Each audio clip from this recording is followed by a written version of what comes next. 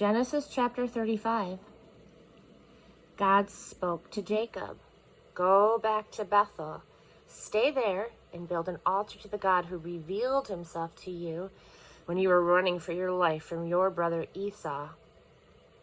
Jacob told his family and all those who lived with him, "Throw out all of the alien gods which you have. Take a good bath and put on clean clothes because we're going to Bethel.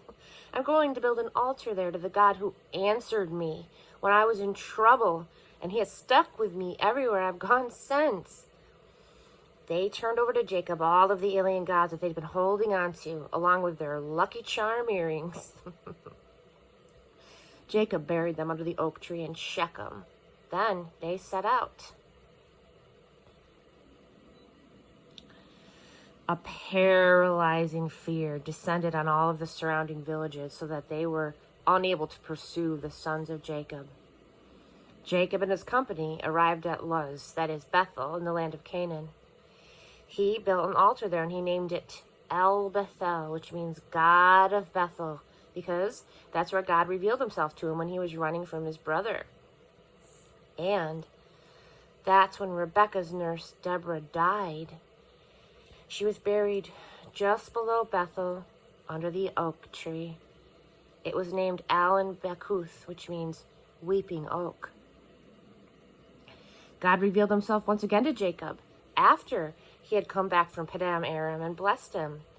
"Your name is Jacob, which means heel, but that's your name no longer.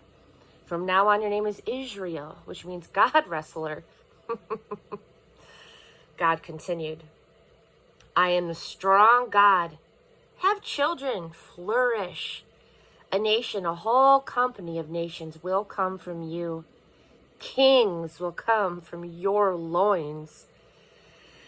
The land I gave Abraham and Isaac, I now give it to you and pass it on to your descendants."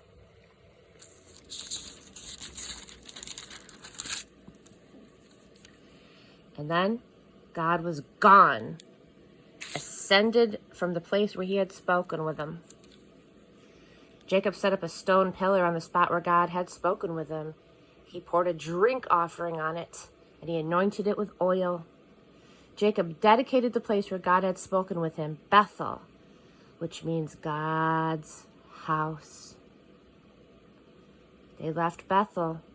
They were still quite a ways from Ephrath when Rachel went into labor.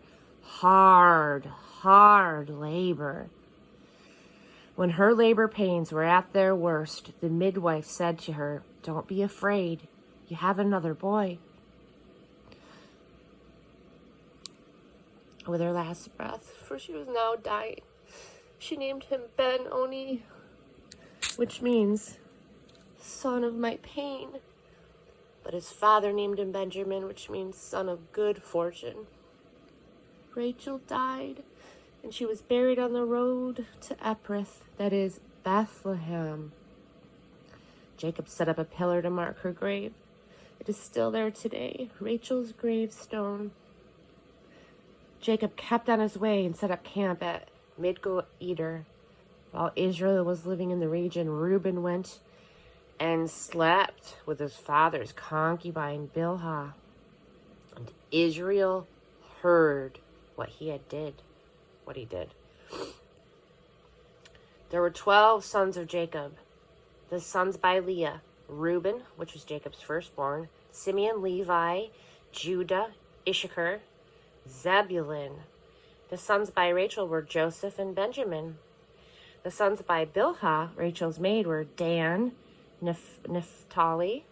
And the sons by Zilpah, Leah's maid, were Gad and Asher.